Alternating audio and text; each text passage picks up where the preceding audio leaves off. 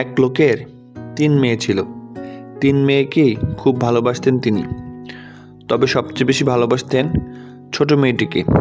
ছোট মেয়ে বিউটি দেখতে যেমন ছিল সুন্দরী, তেমনি তার স্বভাবটাও ছিল ভারী মিষ্টি, শান্তশিষ্ট। সবার সঙ্গেই ভালো ব্যবহার করত সে, তাই সবাই তাকে পছন্দ করত। একবার এক কাজে ভদ্রলোক শহরে যাবেন।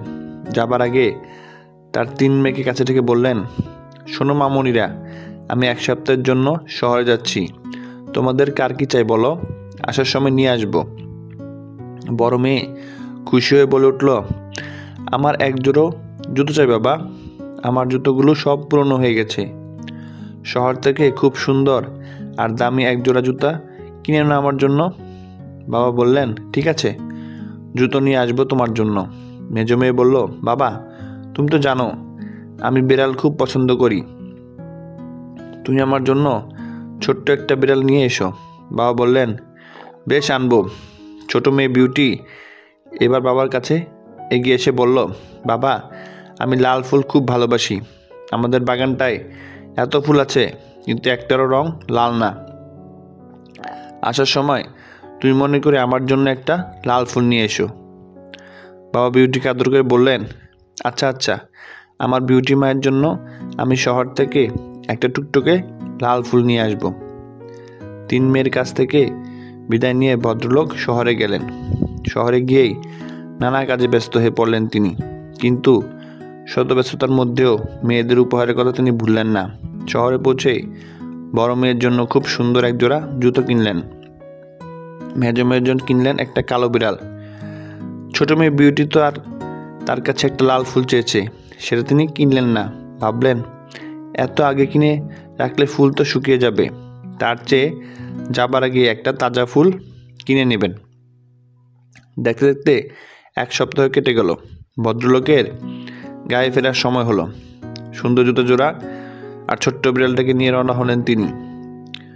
বাড়িতে মেয়েদের কাছে ফিরে যাবার আনন্দে তিনি ফুল কেনার কথা একদম ভুলে গেলেন।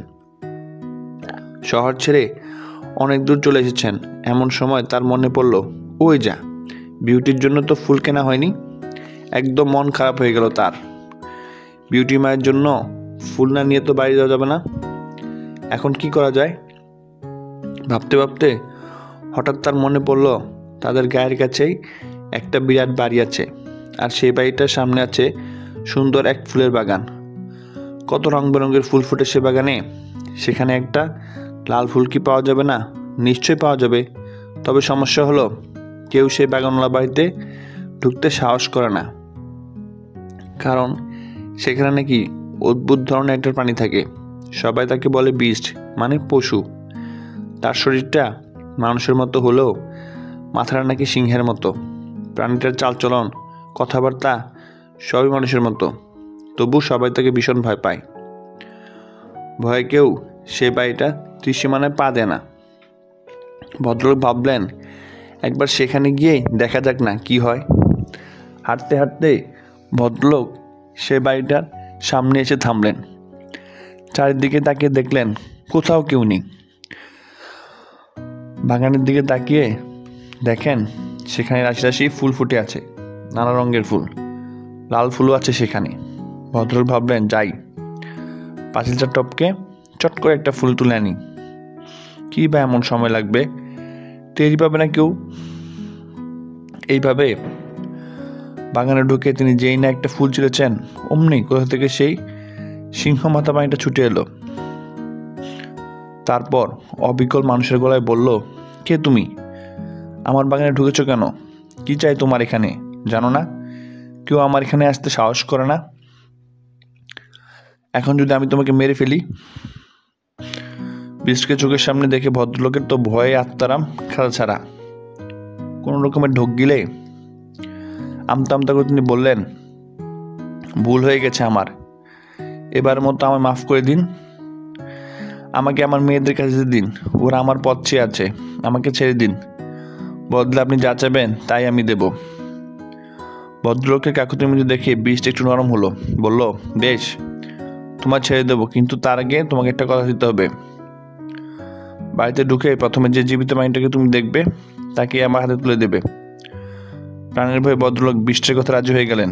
ভাবলেন, তিনি যখন বাড়িতে ঢোকেন তখন তার পোষা কুকুরটাই তো সবার আগে তাকে ছুটে আসে। বৃষ্টি বলল, বেশ, ছেড়ে দিলাম তোমাকে, কিন্তু মনে রাখো, বাড়ি গিয়ে যদি কথা না রাখো বা মত পাল্টাও তো আমার হাত থেকে বাঁচতে পারবে না। ছাড়া পেয়ে ভদ্রলোক বাড়ির দিকে পা বাড়ালেন। পথ চলতে ভাবতে লাগলেন, আহা, তাই এতদিনের পোষা কুকুরটাকে কিনা বিশ্বাসে তুলে দিতে হবে। কুকুরটার জন্য ভীষণ মন খারাপ হয়ে গেল ভদ্রলোকের। ভদ্রলোক যখন বাড়িতে ঢুকলেন তখন অন্যদিনের মতো কুকুরটা তার কাছে ছুটে এলো না। সে তখন উঠোনের এক কোণে একটা বড় বাটিতে মুখ ডুবিয়ে কি যেন খাচ্ছিল। মনিবকে দেখতে পেল না সে। ছোট মেয়ে বিউটি একাকী জানালার ধারে বসেছিল। বাবাকে আসতে দেখে সে ছুটে এসে জড়িয়ে ধরল তাকে। ভদ্রলোক আঁতকে উঠলেন, হায় হায়, এ কি হলো? কাঁদো কাঁদো হয়ে তিনি মেয়েকে বললেন, কেন তুমি এভাবে ছুটে এলো মা আমার কাছে? আমি এখন কি করি? হায় হায়, কি হবে আমার? বাবার কথা শুনে বিউটি তো একেবারে হতবাক। বলল, কেন বাবা, কি হয়েছে তোমার? এ কথা কেন বলছো? বলো বাবা, বলো, কি হয়েছে তোমার? ভদ্রলোক তখন সব কথা খুলে বললেন মেয়েকে। বাবার কথা শুনে বিউটির মুখ শুকিয়ে গেল। মেয়ের মুখের দিকে তাকিয়ে বাবা বললেন, ভয় নেই মা, আমি আবার বৃষ্টির কাছে যাব। তাকে বলবো, আমার আদরের মেয়েকে আমি কিছুতে তোমার হাতে দিতে পারবো না। তার চেয়ে তুমি আমাকে নাও, যেমন খুশি সাজা দাও আমাকে মেরে ফেলো। বিউটি ততক্ষণ নিজেকে সামলে নিয়েছে। মুখে হাসি ফুটিয়ে সে বাবাকে বলল, না বাবা, তোমাকে যেতে হবে না, আমি যাও বৃষ্টির কাছে।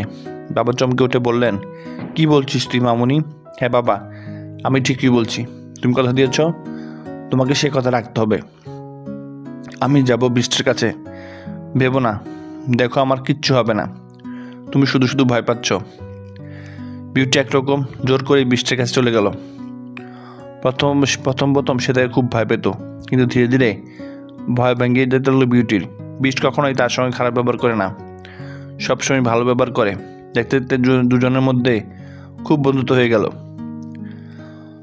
বৃষ্টির বাড়িতে বিউটি বেশ আরাম এসে থাকে। তার যাতে কোনো কষ্ট বা অসুবিধা না হয় সেদিকে বৃষ্টি সবসময় নজর রাখে। তবু মাঝে মাঝে বাড়ির কথা, বাবা আর বোনদের কথা ভেবে মন খারাপ হয়ে যায় বিউটির। একদিন বিউটি বৃষ্টিকে বলল, অনেকদিন বাড়ির কোনো খোঁজখবর পাই না, না জানি আমার বাবা বোনরা কেমন আছে। আমি কি কদিনের জন্য একটি বাড়ি থেকে ঘুরে আসতে পারি? কথা দিচ্ছি আমি আবার তোমার কাছে ফিরে আসব। বৃষ্টি তখন বিউটিকে একটা জাদুর আংটি দিয়ে বলল, এই আংটিটা তোমার কাছে রাখো, এটা দিয়ে তুমি যখনই চাইবে একেবারে চোখের পলকে বাড়িতে বসতে পারবে, আবার যখনই চাইবে এখানে ফিরে আসতে পারবে। কিন্তু মনে রেখো, তুমি যদি 1 সপ্তাহের মধ্যে আমার কাছে ফিরে না আসো আমি ঠিক মরে যাব। আংটিটা নিয়ে বিউটি তো বাড়ি ফিরে গেল। বাবা আর বোনদের দেখে খুব খুশি হলো সে, তারাও তাকে পেয়ে খুব খুশি হলো। আনন্দের দিন কেটে গেল।